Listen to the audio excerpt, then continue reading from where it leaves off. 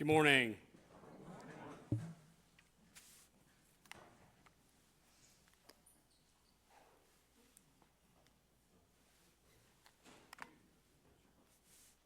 So today we're going to be reading from Matthew chapter 2, verses 1 through 12. In the time of King Herod, after Jesus was born in Bethlehem of Judea, Magi from the east came to Jerusalem asking, "Where is the child who has been born King of the Jews? For we observed his star in the east and have come to pay him homage."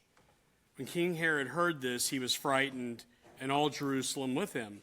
And calling together all the chief priests and scribes of the people, he inquired of them where the Messiah was to be born. They told him, "In Bethlehem of Judea, for it has been written by the prophet, and you, Bethlehem, in the land of Judah, are by no means least among the rulers of Judah. For from you shall come a ruler who is to shepherd my people Israel." Then Herod secretly called for the Magi and learned from them the exact time when the star had appeared. Then he sent them to Bethlehem, saying, "Go and search diligently for the child, and when you have found him, bring me word so that way I may go and pay him homage." When they had heard the king, they set out, and there ahead of them went the star that they had seen in the east, until it stopped over a place where the child was. When they saw that the star had stopped, they were overwhelmed with joy. On entering the house, they saw the child with Mary his mother, and they knelt down to pay him homage. Then opening their treasure chest, they offered him gifts of gold, frankincense, and myrrh. And having been warned in a dream not to return to Herod, they left for their own country by another road.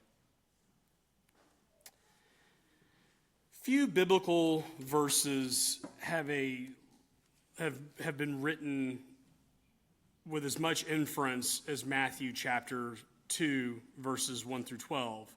So what I mean by this is that over the centuries, Christians have filled in a lot of the gaps in Matthew to create sort of an oral tradition pertaining to the three wise men. Humans are known to fill gaps with information. So we don't do this, I don't think, to be dishonest. I think we do it because we want to understand, so we fill these gaps with tidbits to create a more easily flowing narrative.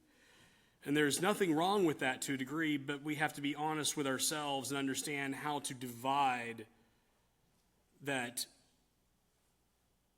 narrative of oral tradition from biblical fact, because biblical facts are what help us generate greater understanding of God's word. Good historians, researchers, and detectives all have one key aspect in common. They separate that fact from fiction.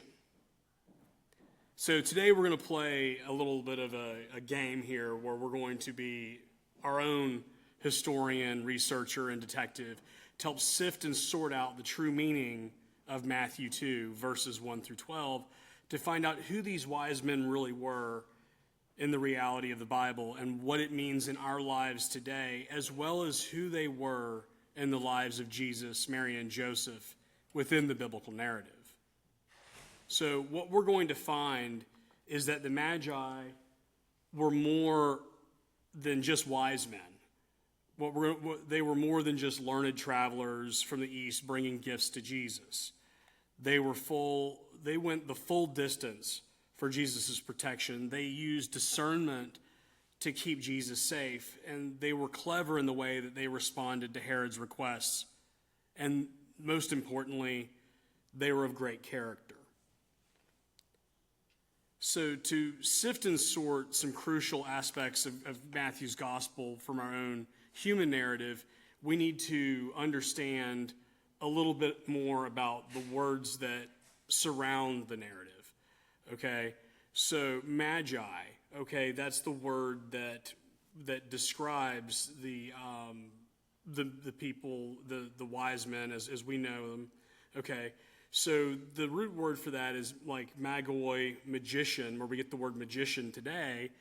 And so as we see, they really weren't kings. Okay, they were more like people who had knowledge, okay? But we were told when we noticed when we were little kids, we gather around a manger scene and we'll see these three wise men, right? So we know that there's three. We know that the best dressed guy is in the manger, right? Except that's not entirely accurate. So what we do know is that these magi were looking at the stars and they were ready for the appearance of the star to show them where Jesus, who was Messiah, King of the Jews, was to be born. So we knew that they were looking for this. So we don't know that they arrived at the precise moment of Jesus' birth, but we do know reliably from the gospel narrative that they did show up shortly thereafter. Another thing that we need to look at is how many magi were there? Was it three? Okay, so and again, remember from the manger scene, and also from songs that we sing that we talk about three. Okay, what we do know is that from Matthew is that it was plural, so there had to have been at least two, but we can't know for certain. It could be as many as even a couple dozen people, okay? So another thing that we oftentimes discuss is their names, okay? There's a narrative that says that their names were Casper, Melchizar, and Belshazzar. These are all names that are associated with the Magi, but again, as we've read earlier, Matthew's account doesn't mention them by name. So this is another key aspect of where we've kind of filled in the gaps with additional information across time. Another aspect is, where were they from? Okay, in some narratives or some supplemental information, people have speculated they're from India, Persia, Babylon, or sometimes all three. Okay, and what we do know is that they had come from the east. And another aspect, which I found most interesting for me as I was researching this, was the idea, the almost presumed assumption that they were Gentiles, okay?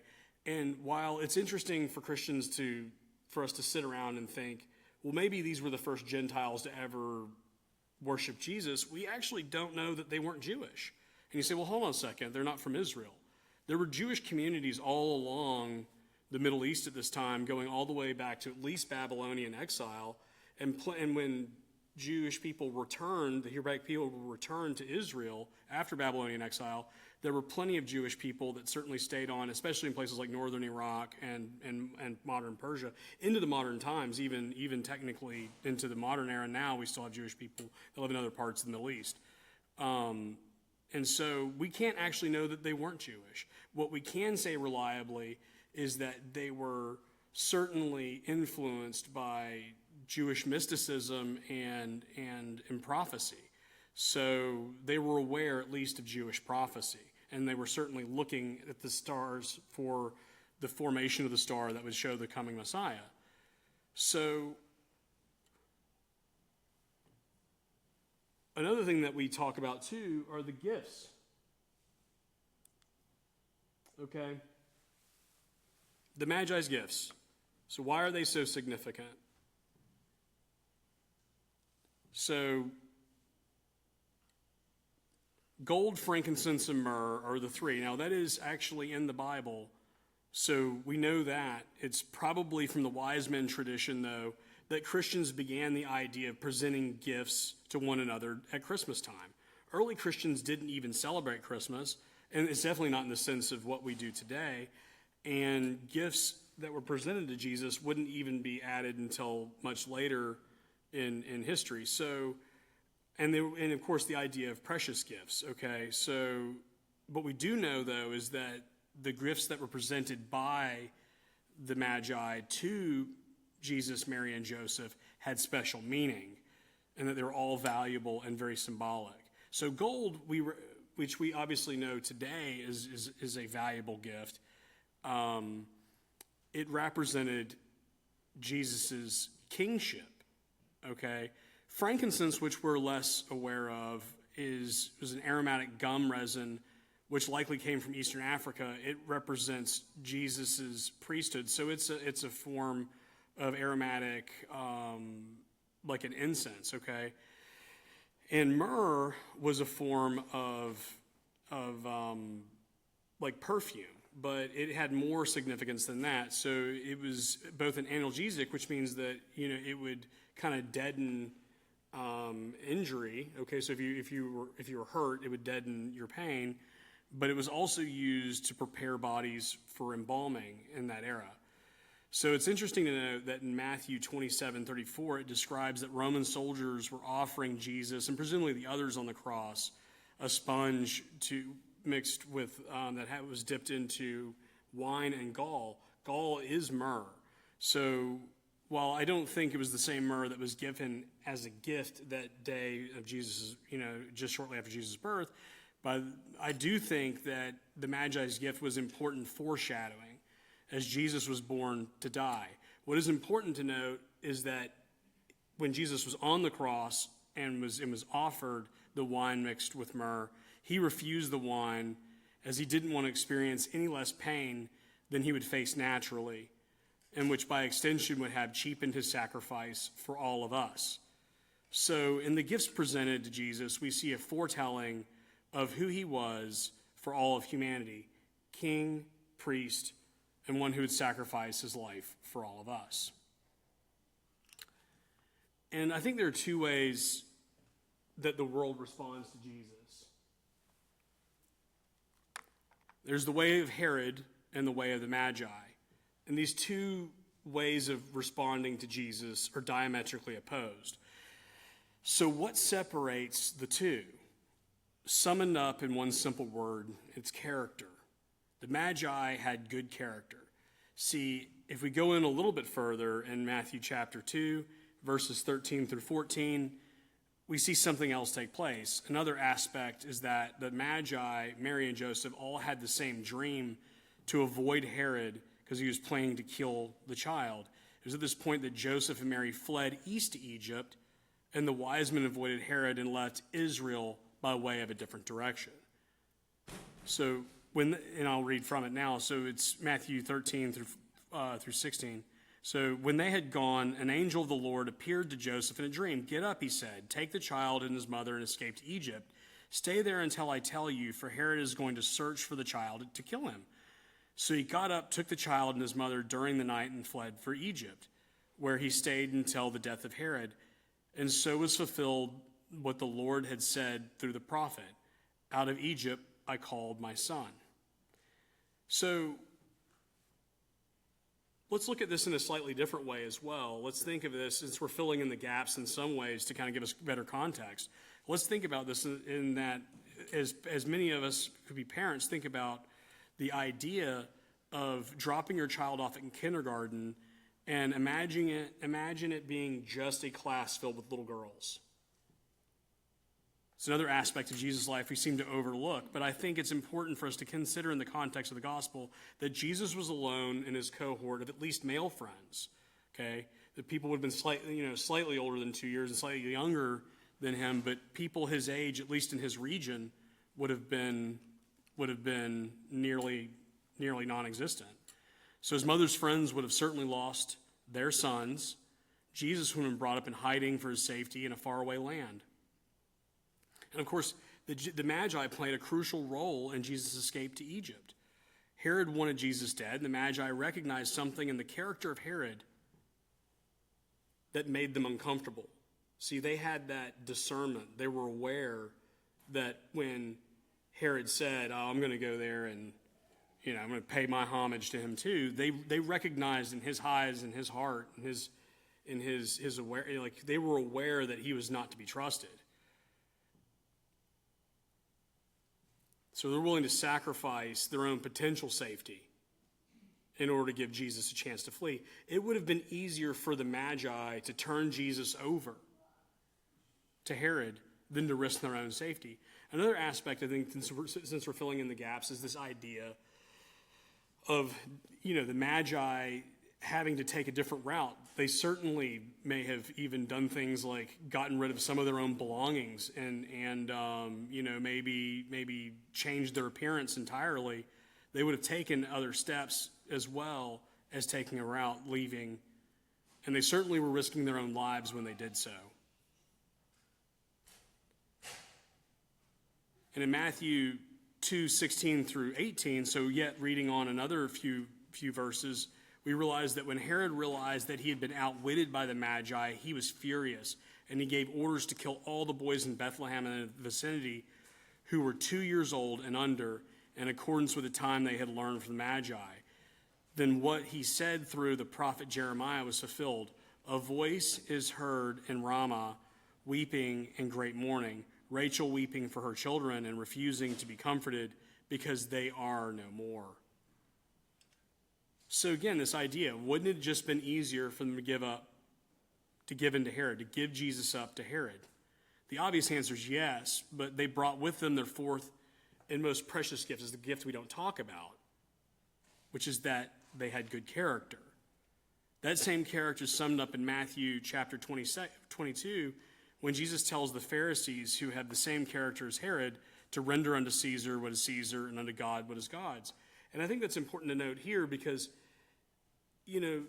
we as Christians want to obey the laws. It's in our nature to obey the law, but it's also in our nature to be aware when a law is unjust. Okay, we can't just turn a baby over to be killed. And I think it's important to distinguish between resistance to government from when our character as Christians is incompatible with what we are told to believe. See, the government isn't God, and God isn't the government. The government is flawed, and when it tells us to do something outside our convictions, it's important that we separate those two realities. So today I'm going to conclude the sermon with a short story about a lady named Corrie ten Boom who had the same character as the Magi. Corrie ten Boom was a Dutch woman living in occupied Holland. Her family had a very successful and famous watch and timepiece business in Amsterdam, and it was kind of in the middle of Amsterdam. For those of you all who have been there, it had a lot of traffic. Okay, so it was easy for the resistance to go and hide Jewish people or people from the resistance there, kind of like a place on the Underground Railroad. They weren't there for long, but it was a transitional area, and because people were constantly going from the shop in that area, it was easy to kind of hide the movement. Another peculiarity about the structure, which I thought was interesting, is that it had two homes that had been adjoined into one. One was built in like the 1400s, and the other one in the 1600s, and because of that, there was kind of an awkwardness in where they tied those two structures together that allowed for there to be a perfect hiding place that was virtually undetectable. And so when a neighbor turned in the ten Boom family to the Nazi authorities, a raid happened and the ten Boom family was arrested. They never found the people in the hiding spot, but the ten Booms were in possession of extra ration cards, which was a violation of law. Corrie and her family, her father, Casper, and sister Betsy were also arrested, and the conditions of the arrest were so severe that Casper shortly passed away, and Betsy died about 6 months into her time in a concentration camp. But Corrie was released a few days after her sister's death. So the whole time they were in the camp, they brought countless prisoners to Christ with a smuggled Bible, and were a constant source of joy in the face of an oppressive system. See, it was that good character of the Magi that the ten Boom family had that they lived in every single aspect of their lives. So when we think about the Magi, we need to remember that fourth and most important gift, that gift of good character, which was willing to go any distance for the sake of protecting others, and a gift far greater than anything we can carry on our backs, but instead we carry in our hearts. Amen.